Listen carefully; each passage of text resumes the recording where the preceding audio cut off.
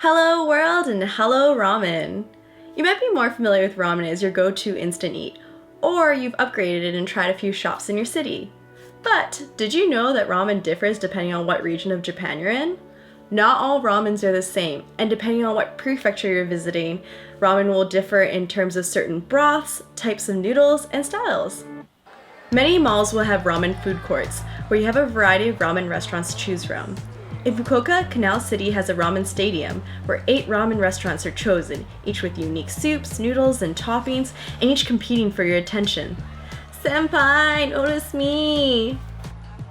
Places like Ramen Stadium are great to revisit, or to go with a big group so you can try a nice mix of ramens. The first bowl of ramen I ever had in Japan was from KINRYU Ramen in Dotonbori. KINRYU is pretty easy to spot with this derpy dragon on top, and serves Kyushu-style tonkotsu broth ramen. I love how convenient a lot of ramen shops were, with vending machines that you can order from at the front.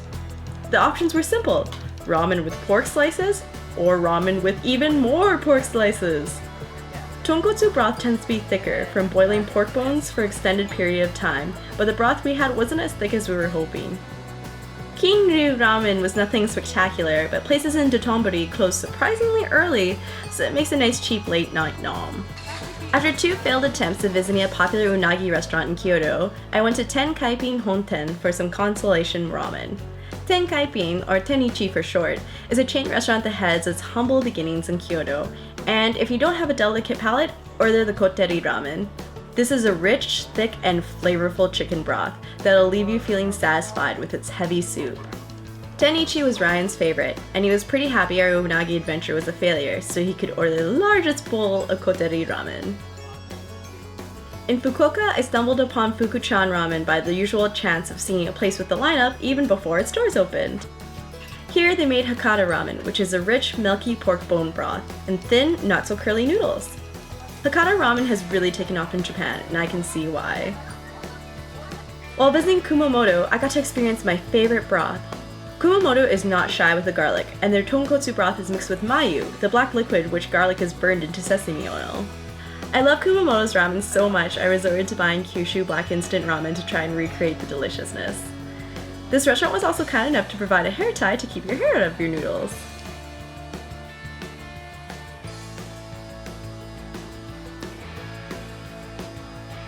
While we're in the middle of nowhere in Kuroshio, over in the Kochi Prefecture, we stumbled upon BUTATARO ramen!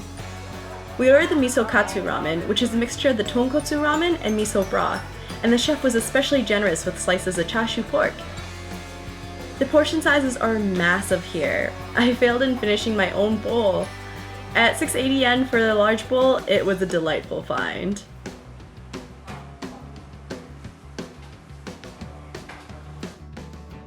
Finally, we went to Fukuri in Tokushima, thanks to the recommendation of our Airbnb host.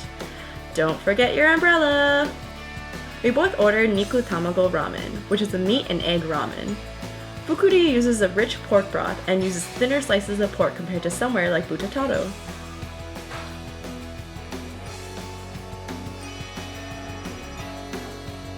I wish I could have tried all the different varieties, but I guess I'll just have to say that for next time. I would love to hear what your favorite types of ramen are, where your favorite shops are to visit, or even how you fancify your instant noodles. Personally, my go-to is Kyushu black ramen, crack an egg on top, green onions, and nori. Anyways, I hope you like this video, and I'll see you next time. Bye!